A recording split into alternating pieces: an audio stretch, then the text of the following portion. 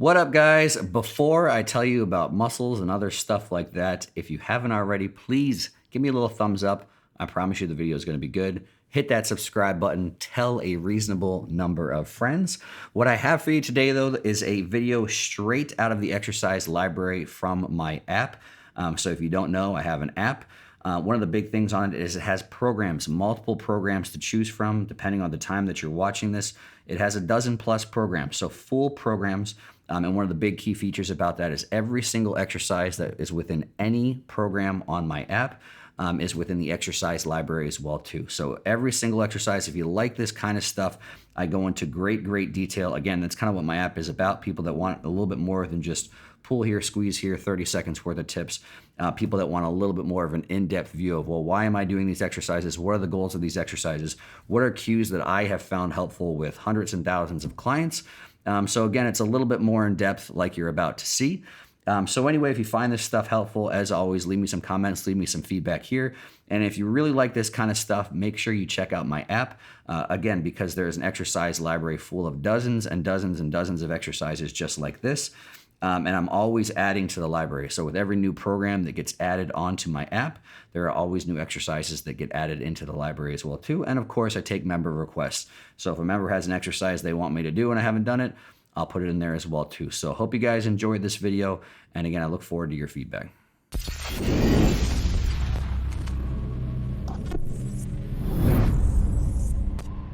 All right, guys, so I've got some performance setup tips here and thought process for a single arm cable pull down. So why would you have this in the program? If you ever have anything single arm pull down, 99.9% of the time, I'm just saying that in case I do something weird at some point in time, but it's for lat focus.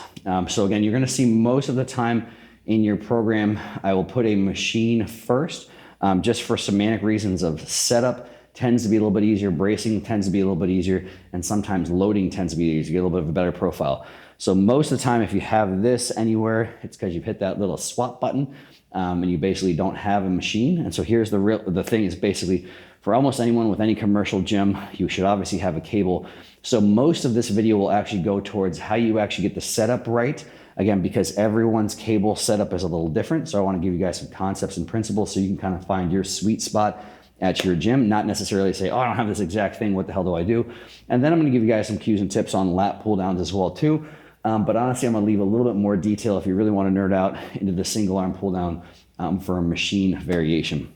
And so again, the focus here is going to be lat focus. So really the reason for single arm and why you'll see so much single arm stuff, there are a couple machines that allow for both arms to go at the same time, but they are few and far between. And even when something's set up pretty good for a large percentage of people, someone could be so small, so narrow, or someone could have such broad shoulders that it still doesn't work great. So I always say, if you're doing a pull down for lats, figure out what your body's supposed to be doing first and match the machine to that. That's the thing, people going, oh, this is a lat pull down machine. If you go in and grab it, your lats are automatically gonna work.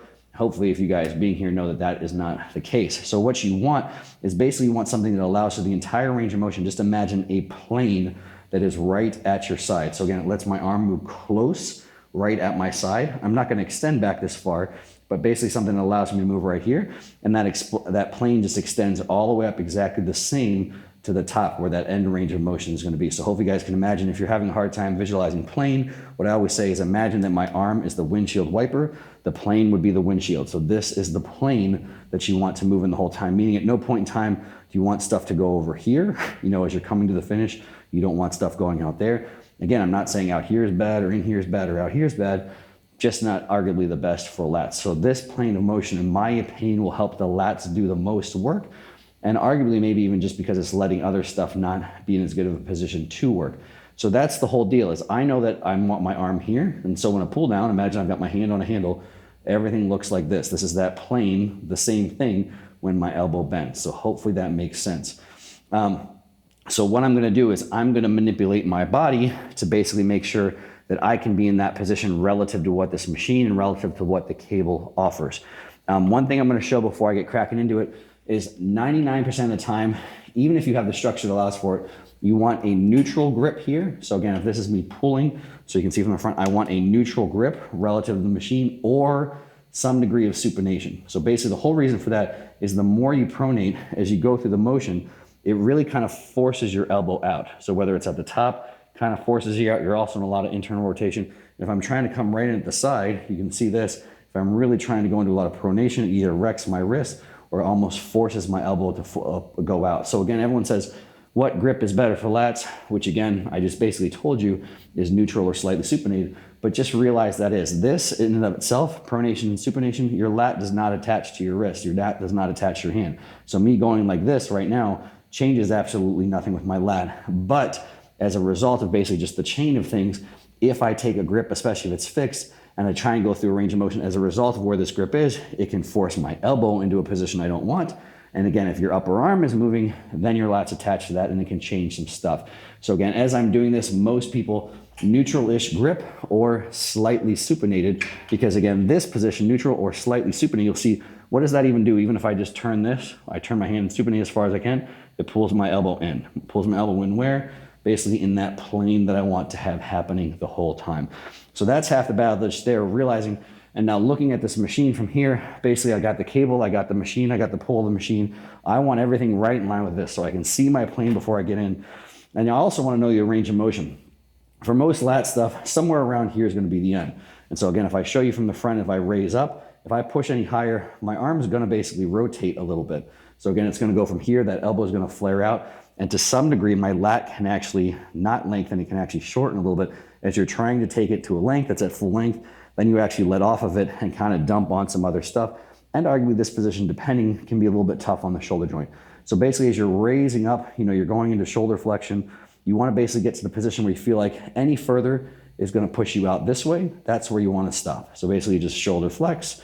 And again, wherever you feel resistance, keeping this elbow position, that's basically my end here. So this is my end here. So what I'm going to show you here on this is it would certainly be nice for two reasons if I could just sit on the bench, grab this and go into a pull down. But two things are going to happen. If we come around and look from behind, which I think would be the time to do this, is you can see again where the cable is. I want this plane. So basically if I sit down here, I'm about 6 inches this way of where I want to be. I want everything lined up here. So part of the thought process is, could I sit sideways over in the machine? Maybe. But then some of the issue that you have with that is even if I'm lined up here, I've also got this straight overhead. And like we said before, I probably want to stop here and I don't want this jamming me straight overhead. So the easy solution to keep everything lined up here normally is to step out of the machine and drop to a knee somewhere, somehow, and find a comfortable position to be here. So if I drop to a knee, basically in front of the machine, there are options. You could set up a bench or whatever. I think this is the quickest and easiest. Drop to a knee and set yourself up so your upper arm, and again, that plane is right in line with the cable now. So again, if I go through a pull down now, before I get into some of the subtle nuance, I can see now that elbow is even out just a teeny bit, slide over just a little bit, and there we go. I'm in a damn good spot to do a single arm pull down where you can see two things that are very important here. One, from behind while you're still there, you can see that everything stays kind of right in plane. So again, imagine this is the plane. Hopefully you can see everything stays pretty damn in plane the whole time, from tucking in at my side to letting up. The other thing you can see as I come to the finish here, I'm not jammed overhead. So if I was sitting on the seat, whatever, a foot and a half forward this way, my arm at the end would be smushed over here just to pull up with the cable. When I come to the end, I'm also at a good end range. So again, taking some of this, if you don't have that whole understanding of that long ass period of time of me talking like I just did, you're gonna say, why the hell would some dum-dum come and sit behind a perfectly good seat and take a knee, not use these pads? Here's somebody just trying to reinvent the wheel and do some stupid shit, which again, maybe is what people think half the time I'm doing shit. But if you have that whole understanding of, okay, this is the plane of motion I want, this is the end of range of motion, you'll see that this manipulation really solves both of those things very easily. Then as far as lat training is concerned, we go relatively quick on this one. You really just want to come to that end where, again, stop before that elbow wants to flare out, which for me is right around here. Realize, again, imagine your lat as a string, which basically it kind of is just a whole bunch of strings that have contractile abilities attached to your upper arm. If this contracts, what's going to happen? It's going to pull your entire arm down. So there's going to be a combination of the shoulder depression, your scapula will pull down because your upper arm is attached to your scapula. So your upper arm will pull down in space. As a result, your shoulder blade will pull down. And as this keeps pulling here, ultimately at some degree, it's going to pull you into shoulder extension until you're at your side. So again, realizing where my lat is, and again, the fibers I'm trying to bias run down, you want to finish with your elbow down towards the floor. So down is the finish. I always say the finish should be elbow, feeling like you're trying to drive. We'll put this up for a minute. Feeling like, again, if my elbow had, you know, a spike or a spear, something good for stabbing, I want to feel like I'm stabbing my elbow into the ground to the finish. So I've got that spear tip pointed down to the ground. I'm jabbing that spear tip into the ground, and I'm trying to push it into the ground hard. And that, in my opinion, is a great cue to finish. I'll cue people sometimes as they come to finish to feel like you're smashing your side of your arm, your tricep into your lat. That can be a good finish as well too.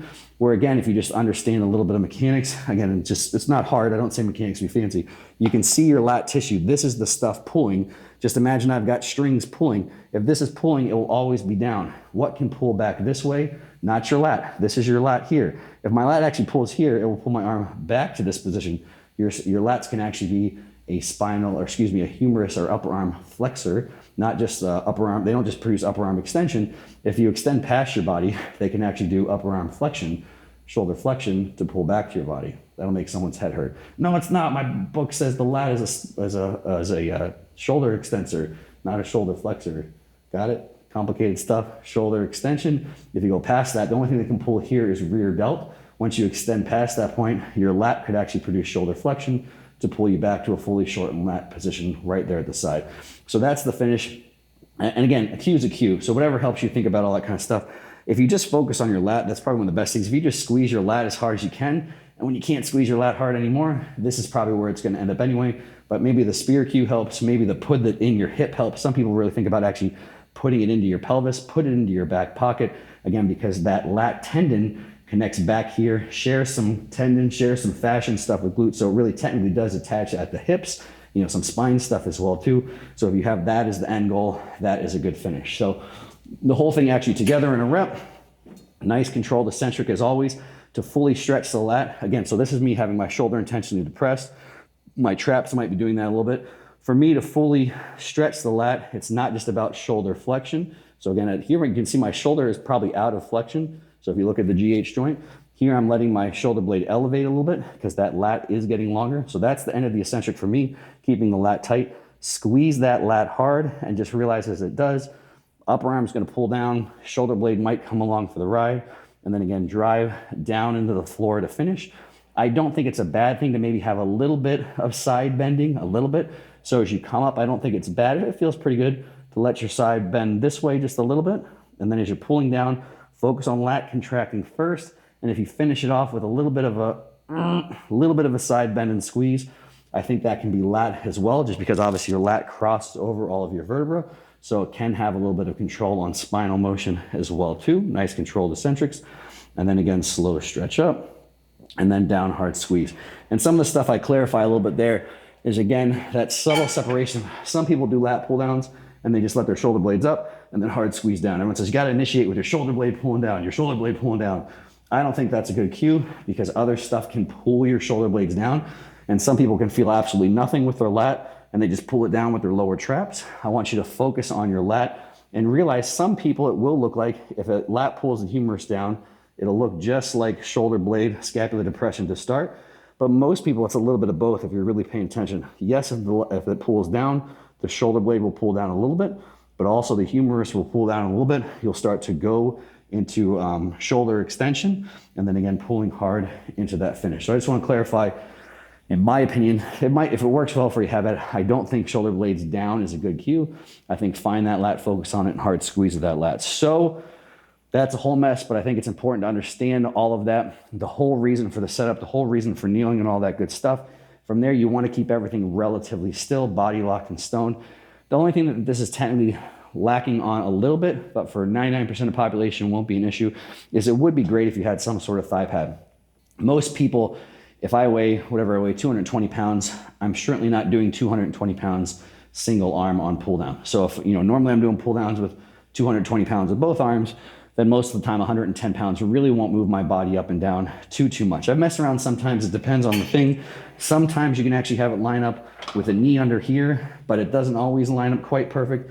So in theory, if you could have something to kind of brace you down a little bit, even though it's generally not enough weight to pull you up, that can be fine. The height of these is different. The length of these is different. So this doesn't always work great for everybody. So sometimes if you just could hold on to something, maybe that could be fine. But again, it's not a big deal. Like I said, most people aren't using enough weight. But if you do, if you're strong as hell and you weigh 180 pounds and you're pulling down 160, you're going to fight yourself not pulling up and down off the ground. So if you're that freakishly strong for your weight, I don't know, wear a weight vest, put a dip belt around you, have somebody hold you down. I don't know, figure something out. Strong people problems I don't know about. So this, in my opinion, is the best single arm pull down when you don't have a good single arm pull down machine in a gym, because every commercial gym is going to have cables in some way, shape, or form. Again, I know this isn't the exact deal that everyone's going to have, but hopefully you can MacGyver some of the same things together. And again, can be a very, very good option. So last time running through all of that, figure out your plane of motion, go with a hand position neutral to slightly supinated that will allow that position to occur the whole time, that upper arm path the whole time. Set your body up to match, to stay in that plane. Find your end range and don't go past that. And then from there, focus on feeling your lats stretch, feeling them contract hard. And again, that's the best cue to find out, is my upper arm, is my shoulder blade, is it all doing the right stuff? If you can actually actively feel your lats stretch and you can feel them contract and you just focus on contracting them as hard as you possibly can, you really don't have to think about a whole lot of other stuff. You'll just let stuff go where it goes. But there's always a balance for people. Some people need to be shown the proper positions first and then kind of get sensation. But if you happen to have a great sensation already from the beginning, then focusing on that will probably help eliminate the need for a lot of those cues and just put you in the right spot. So set it up right, find your spot. A little bit of a pain in the ass the first time you try and figure it out your gym, but once you got it the first time, it's quick after that, and a great option to build some lats that will actually fit with pretty much everyone's structure and can make fit to your own.